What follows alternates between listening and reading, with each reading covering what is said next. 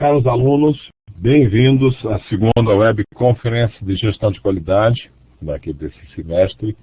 Eu queria cumprimentar a todos, né, e começar a nossa preleção dessa conferência sobre as 4 unidades finais da disciplina de gestão de qualidade.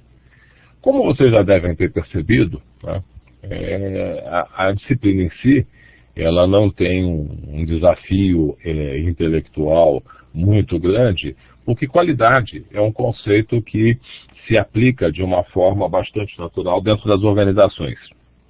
A aplicação do conceito é natural.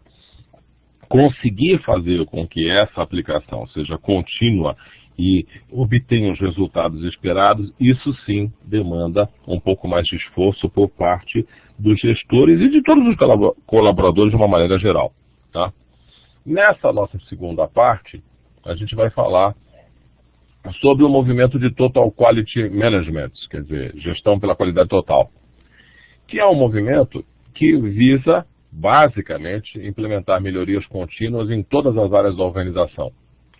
Para quem já estudou as teorias da administração, uma das teorias fala lá da teoria de sistemas, que percebe a administração como um sistema íntegro, único, integrado, e que faz trocas com o meio ambiente onde a organização está inserida, ou com o ambiente onde a organização está inserida. Dentro desse ambiente, uma parte deles é o meio ambiente ou a natureza.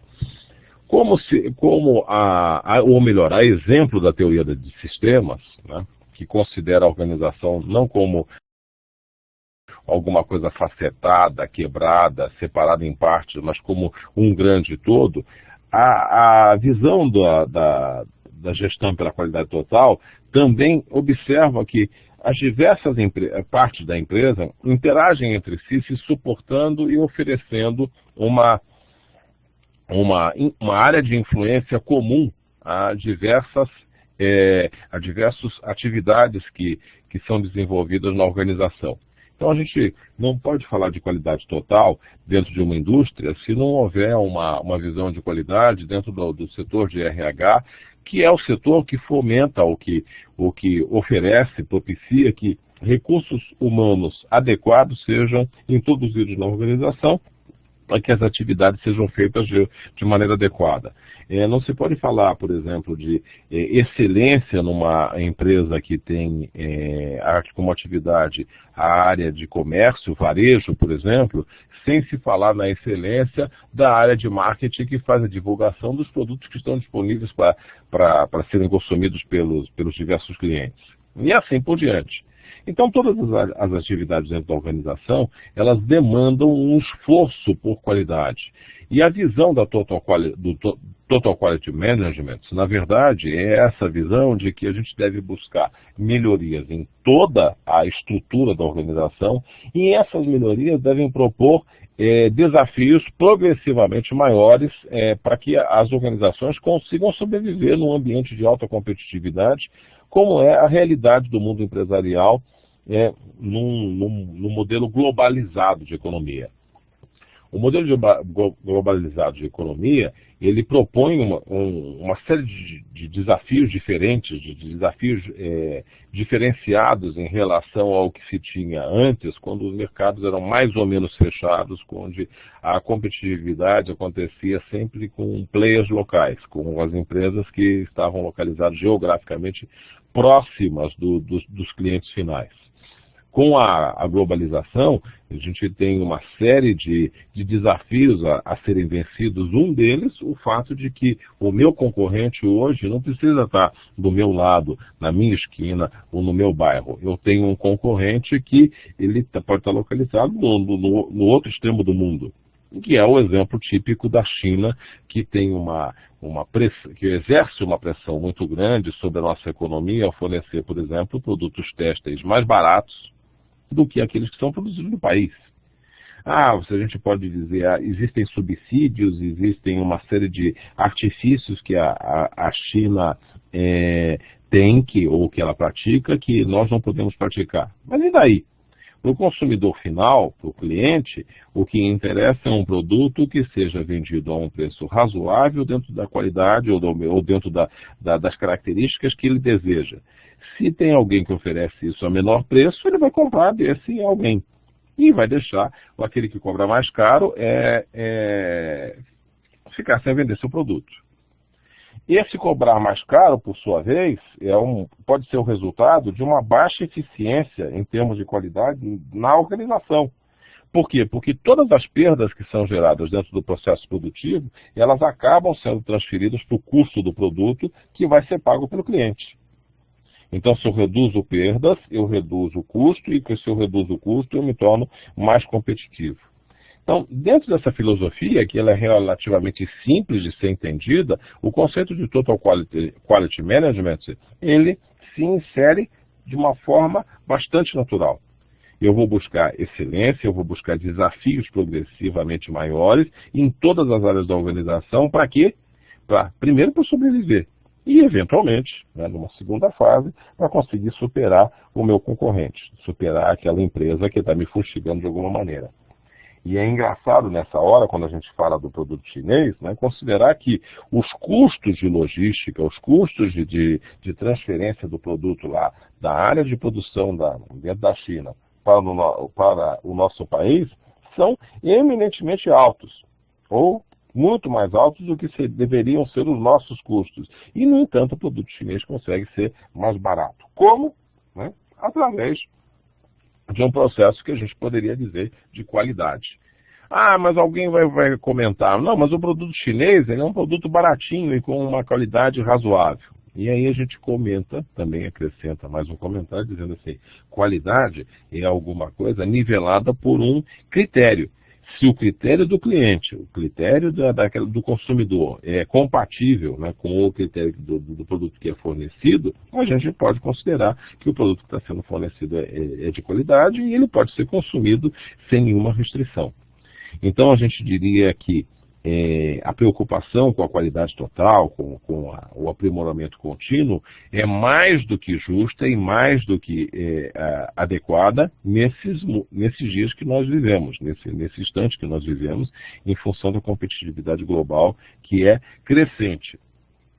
Embora a gente tenha alguns movimentos até de retrocesso com relação à qualidade em uma ou outra área. Um outro ponto que é ressaltado na nossa matéria, que é bastante interessante, é a questão da qualidade de serviços. E lá, na nossa disciplina, a gente fala, lá no material de apoio, a gente fala que a qualidade de serviço ela pode ser vista como um encontro entre o serviço percebido e o serviço esperado. E eu faço questão de destacar aqui no slide que acompanha, o que eu norteio o nosso bate-papo, a palavra percebido. Por quê? Porque a percepção do usuário condiciona o julgamento da qualidade. Se a gente tiver uma percepção ruim com relação a um determinado produto, esse produto simplesmente não vende, e esse produto não vendendo faz com que a empresa sofra consequências que podem levar até ao seu fechamento. Um exemplo que eu costumo dar com relação a essa questão de qualidade e percepção é um problema que a Sadia encontrou em outra ocasião, não necessariamente agora, que os problemas até da Sadia são bem maiores, um problema que ela tinha com relação à redução das vendas do seu produto principal, que era o presunto, em função de preço, ou melhor, em função da queda do poder aquisitivo dos clientes versus o aumento dos custos do produto, dos insumos que ela usava para produzir o presunto. Em um determinado momento, a Sadia chegou à conclusão de que ela poderia até diminuir as margens que ela praticava para conseguir resolver esse problema de redução de vendas e também para aumentar as vendas dentro de faixas de clientes diferentes, como as classes C e D. Mas ao reduzir as margens, surgia uma outra dificuldade. A possibilidade do cliente ter a percepção de que o produto era inferior ao que estava sendo praticado antes. Ou a percepção de que o cliente estava sendo roubado antes. Por quê? Porque se o produto não caiu de qualidade, a qualidade não se reduziu, isso significa que a Sadia cobrava muito mais antes do que poderia efetivamente cobrar e, de certa forma, estava solapando o mercado consumidor. Como é que se faz, então, para resolver esse problema? A Sadia querer aumentar as vendas ou recuperar as vendas e, não, ao mesmo tempo, não espantar ou deixar indignados os seus clientes. Simples. Cria-se uma outra marca, e foi isso que a Sadia fez. Ela criou a marca Resende. O presunto Resende, que aparece em alguns supermercados ainda hoje, né, nada mais é do que o mesmo produto, né, do presunto Sadia, só que com outra marca. E por que essa outra marca? Por causa da questão da percepção de valor, da percepção que o cliente possa ter em relação ao produto. Se a gente deu um exemplo com relação a produto, a questão da percepção com relação a serviços ainda é pior, é mais delicada. Por quê? Porque existe uma série de aspectos que são levados em consideração de uma maneira mais estruturada ou menos estruturada na hora que eu estou avaliando os serviços que estão me sendo prestados. Bem, a gente falou então da qualidade de serviço, da importância dessa questão do serviço percebido, e aí a gente tem que considerar também mais um tópico da nossa disciplina, que seria o modelo Seis Sigma. Para você que já estudou estatística, aprendeu que qualquer fenômeno estatístico ele pode ser analisado basicamente com duas variáveis de trabalho. Quais seriam essas variáveis? A média e o desvio padrão. Quando você vai lá estudar um fenômeno que possa ser analisado segundo a distribuição normal, aquela curva lá de Gauss que vocês estudam, e cujos parâmetros são tabelados numa planilha que descreve a curva, aquilo que a gente chama de o parâmetro Z. Na prática, a gente está dizendo o seguinte: as diversas distribuições estatísticas, os fenômenos que a gente observa no mercado, eles podem ser definidos com esses dois parâmetros, a média e o desvio padrão, né? E o desvio padrão, quando eu considero a média com mais ou menos um desvio padrão, eu estou definindo que 68,3% dos valores que são encontrados para uma determinada característica que eu estou observando ficam compreendidos nesse intervalo. Se eu aumento o desvio padrão, eu estou dizendo que 95,4% dos valores observados estão nesse intervalo compreendido entre a média como ponto central, 2 desvios padrão para baixo e 2 desvios padrão para cima. E se eu aumento mais uma vez o desvio padrão, trabalhando com 3 desvios padrões para baixo e 3 desvios padrões para cima da média, aí o meu intervalo de valores que eu vou observar, que podem ser percebidos, é de 99,7%. Quer dizer, com 3 desvios padrão, eu posso praticamente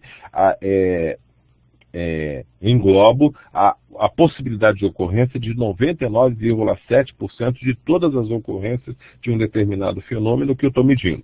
Bem, por que a gente comenta isso? Porque a ideia do Seis Sigma é ampliar ainda mais essa faixa, fazendo com que ao invés de se trabalhar com 3 desvios padrão, a gente trabalhe com 6 desvios padrão, para baixo ou para cima da média. Bom, mas o que quer dizer isso? Quer dizer o seguinte: por exemplo, se eu tenho um parafuso que tem uma medida, que ele deve ter uma medida de 13 centímetros, significa que a média e o desvio padrão aplicados aí na hora da produção desse parafuso vão me permitir que, trabalhando com a média que deve ser de 13 centímetros, e com um desvio padrão que deve ser mínimo, multiplicado por 6 para a direita ou para a esquerda, eu consiga ter a aprovação desse parafuso que eu estou fornecendo por qualquer cliente que se habilite a consumi-lo. É um critério muito mais restritivo com relação à qualidade do que outros em que eu trabalho com um valor percentual. seria, por exemplo, considerar o seguinte, que eu parto da ideia de que eu posso ter 3% de falha, o que significaria que em cada 100 itens produzidos eu vou ter a possibilidade, não a garantia, mas a possibilidade de ter falhas em apenas 3%, e dar um grande salto para dizer, a partir de agora eu não vou estar considerando blocos de 100, eu vou estar considerando blocos de 1 milhão de produtos produzidos. E dentro desse 1 milhão de produtos produzidos, eu só tolero que três produtos em 1 milhão, eles acabem tendo defeito. O resto tem que estar bom.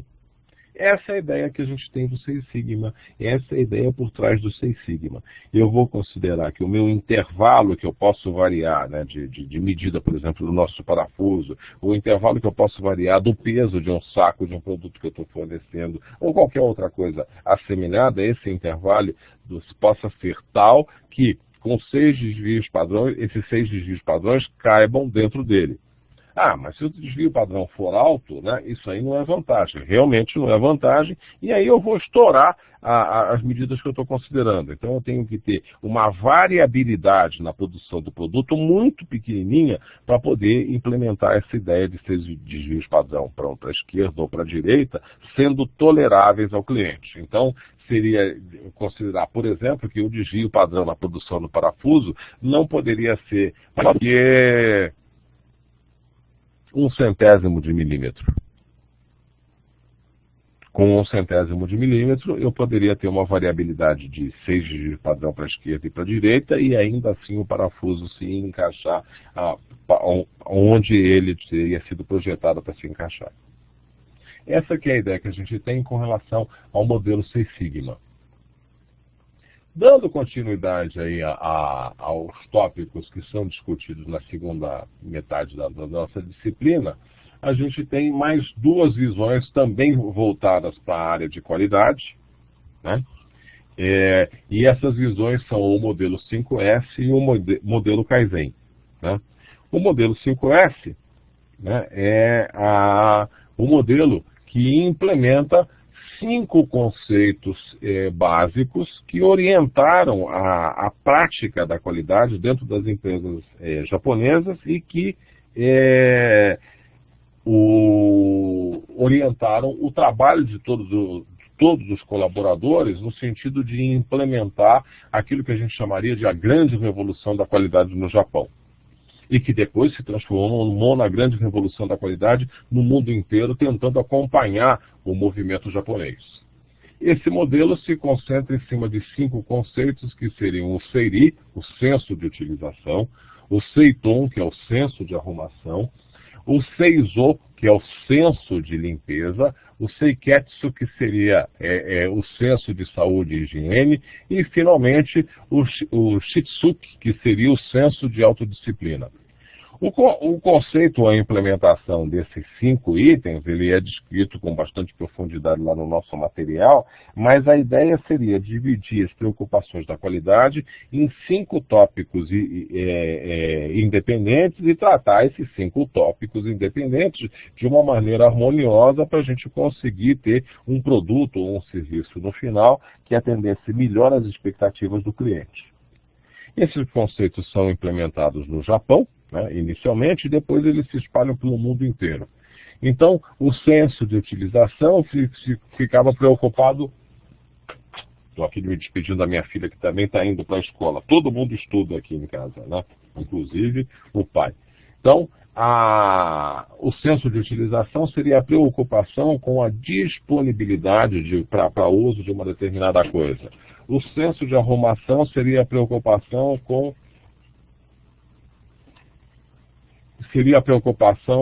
a organização do ambiente de trabalho para que eu não tivesse que me preocupar muito em ter acesso a ferramentas ou acesso aos materiais que eu vou utilizar. O senso de limpeza também é uma preocupação para deixar o ambiente mais agradável para o funcionário trabalhar, e aí a gente tem lá as questões de saúde que envolvem a questão dos esforços repetitivos, por exemplo, e o senso de disciplina, que seria o foco na realização das tarefas que são atribuídas a cada colaborador.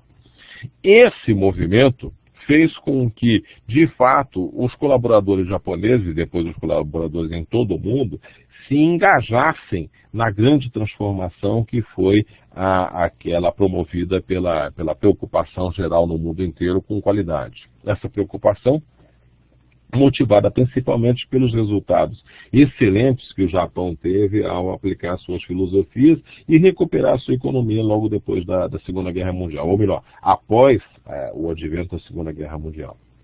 Junto com o conceito do 5S, vem o conceito de Kaizen, que é a melhoria contínua. E o Kaizen, ele na verdade é o precursor, embora a gente tenha falado primeiro disso, da ideia da melhoria contínua ou da gestão pela qualidade total. O Kaizen, ele implementa, ele propõe que sejam implementados desafios progressivamente maiores para a melhoria da qualidade do que é produzido dentro da organização, quer seja do ponto de vista de produto, quer seja do ponto de vista de serviço. São duas filosofias ou duas metodologias que o Japão implementou bem e, curiosamente, a partir das proposições de Denning, que é um autor americano, e que se fazem hoje presentes na maioria das organizações espalhadas pelo mundo. Qualidade, então, resumindo o nosso tópico, uma preocupação que deve permear todas as decisões tomadas na organização com vistas a fazer com que elas efetivamente sobrevivam, dada a competitividade global, dada a necessidade de se reduzir o consumo de recursos naturais, dada a necessidade de se reduzir os custos dentro da empresa, dada a necessidade de se dar respostas cada vez mais rápidas para o cliente. Por quê? Porque com o advento da internet, hoje não se admite que uma pessoa compre e espere mais do que alguns dias para receber o produto. Essa ansiedade renovada dos clientes faz com que a capacidade de resposta dos produtores, a capacidade de resposta das organizações tenha que ser cada vez mais ágil, cada vez mais pontual. Isso é o que é a preocupação, ou consiste a preocupação maior da gestão da qualidade, que é o tema da nossa disciplina, e que se encerra justamente abordando essas duas ferramentas ou metodologias que são adotadas no Japão, que eram adotadas, aliás, originalmente no Japão e são adotadas hoje pelo mundo inteiro. A gente vai encerrando essa nossa webconferência por aqui, notando que não existe nenhum aluno online no presente momento assistindo a nossa exposição, e lembrando que a gente ainda vai ter mais uma webconferência, a terceira webconferência que vai acontecer lá no comecinho de junho, portanto antes da realização das provas, E também lembrando a utilidade dessa última webconferência, que não é uma webconferência voltada para dar dicas e tirar dúvidas especificamente para a prova, mas voltada para a disciplina como um todo. Aqueles que quiserem tirar dúvidas sobre algum tópico específico, quiserem falar sobre algum item da disciplina que não ficou claro e tal, e que a gente precisasse de um melhor detalhamento, podem, então, contar com esse nosso terceiro e último encontro do semestre para resolver as suas dúvidas. A gente vai desejando a todos vocês muito sucesso nas suas atividades em todas as áreas, a área acadêmica, profissional e pessoal, e desejando encontrá-los na nossa próxima e última webconferência do semestre. A todos vocês um bom dia, muitas felicidades e até breve.